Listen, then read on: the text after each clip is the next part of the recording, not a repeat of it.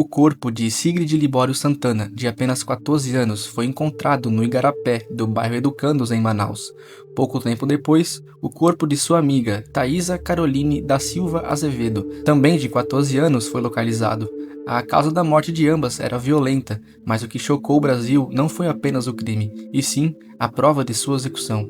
Um vídeo. Um vídeo que circulou rapidamente pelo WhatsApp e outras plataformas, mostrando o momento final de duas adolescentes. O horror foi amplificado pela tecnologia, transformando o ato em um registro macabro. Confesso sim que a Juliana jogava costela, dava os caras, entendeu? Mas nenhum momento saía da minha boca que os caras vendiam em tal canto, que chegava droga para os caras em tal canto, entendeu? Nenhum momento saiu da minha boca para me falar costela. Mas sim, ela jogava com eles, ela dava os caras sim. Foi por isso que a maioria saiu perdendo, entendeu? No dia também, que eu esqueci de falar, né, da Kathleen também, que os Pela pegaram ela com o carro prata. Foi a Juliana que deu ela, entendeu? Mas é assim, eu só não falava porque eu tinha medo, entendeu? Tinha muito medo. Falar, safado. O ano era 2020 e Manaus revelava a face mais cruel da guerra de facções no Brasil, onde a sentença de morte podia ser dada por um simples gesto em uma rede social. A história de Sigrid e Thaisa é um retrato da vulnerabilidade juvenil e da falência do Estado. Elas eram jovens, com vidas inteiras pela frente, mas que, de alguma forma, cruzaram o caminho da guerra entre o Comando Vermelho e a Família do Norte. Para entender a tragédia, é preciso primeiro entender o cenário de Manaus em 2020. A capital do Amazonas estava no auge de uma violenta disputa territorial entre o Comando Vermelho, de origem carioca, e a Família do Norte, facção local, que, apesar de enfraquecida, ainda resistia. A cidade vivia um período intenso de violência.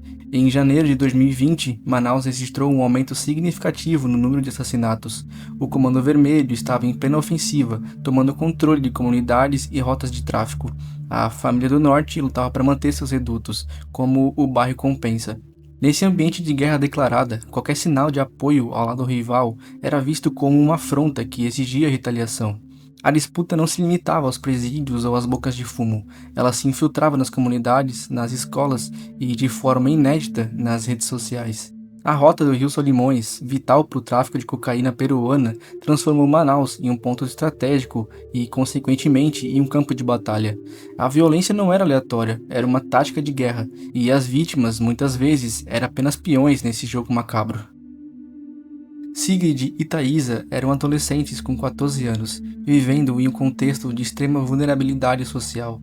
Elas não eram líderes de facção nem criminosas, eram jovens que, como muitas outras, estavam expostas à influência e ao fascínio perigoso do mundo do crime que as cercava.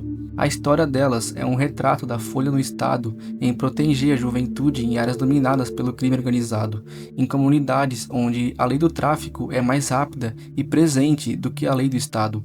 A linha entre a inocência e o envolvimento se torna tênue e perigosa.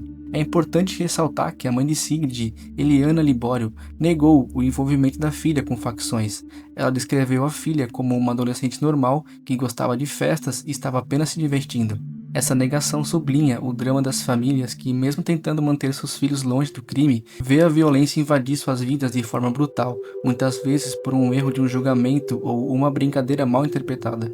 Segundo a polícia, os familiares de Sigrid informaram que Thaisa tinha ido até a casa da amiga no bairro Colônia Oliveira Machado, na zona sul de Manaus, e havia contado para a mãe da amiga que estava sendo ameaçada por integrantes de uma organização criminosa. As duas adolescentes tinham apenas 14 anos de idade e por volta de 3 horas da madrugada elas desapareceram. Quando foi à tarde de quinta-feira, o corpo de Sigrid foi encontrado às margens de um igarapé, na zona sul da capital do Amazonas. 6 horas depois, Thaisa Azevedo foi encontrada pela polícia morta. O corpo de Thaisa foi encontrado boiando por tripulantes de uma embarcação. Ao saber do caso, a mãe da vítima identificou o corpo. No olhar, é possível ver a tristeza e a dor de perder a filha. A tragédia das duas meninas começou em um momento de descontração em uma festa. Um vídeo foi gravado e nele Sigrid e Thaisa aparecem sorrindo, dançando e um gesto que se tornaria a prova de sua culpa, entre aspas, fazendo com as mãos a letra C e V, em clara apologia ao Comando Vermelho.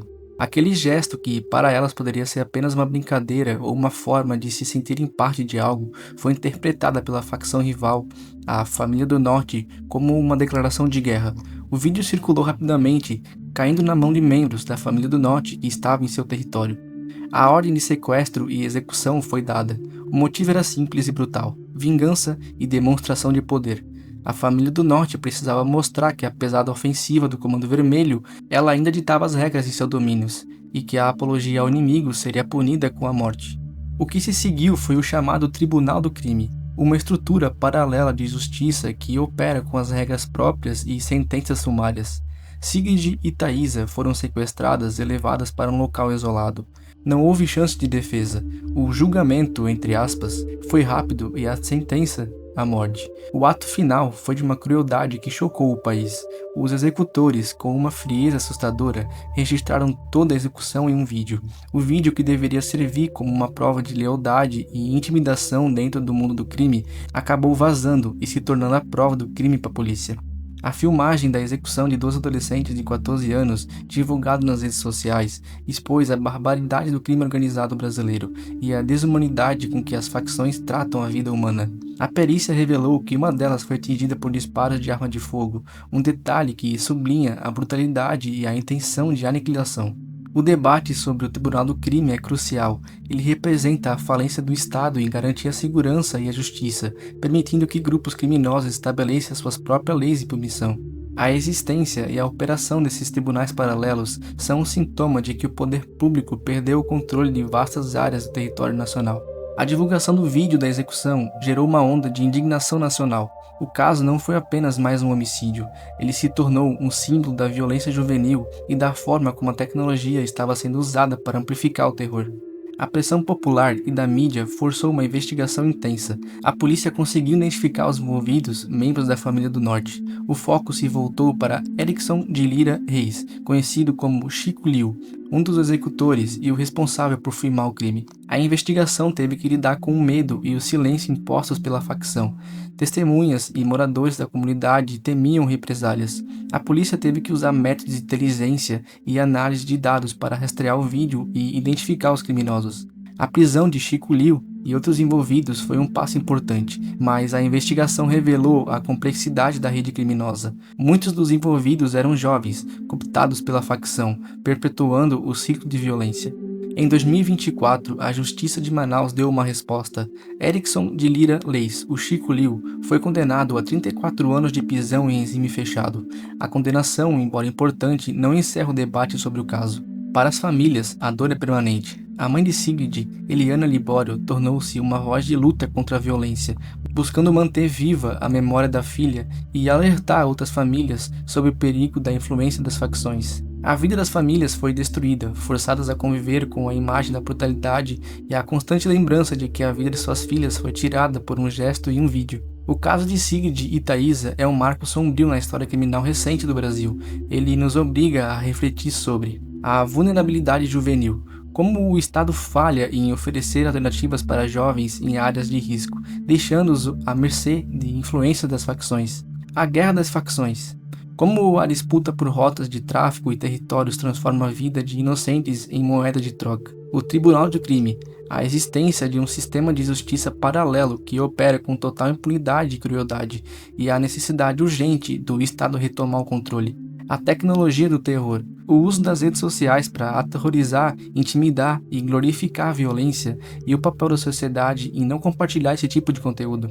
A história dessas 2 adolescentes é um clamor por justiça e um lembrete que a violência real muitas vezes começa com um simples gesto em um vídeo, mas tem raízes profundas na desigualdade social e na falência da segurança pública. É um caso que exige vigilância constante para que a memória de Sigrid e Thaisa não seja apenas mais uma estatística na guerra invisível que assola o Brasil. Agradeço muito se você assistiu o vídeo até aqui, muito obrigado e eu te vejo no próximo.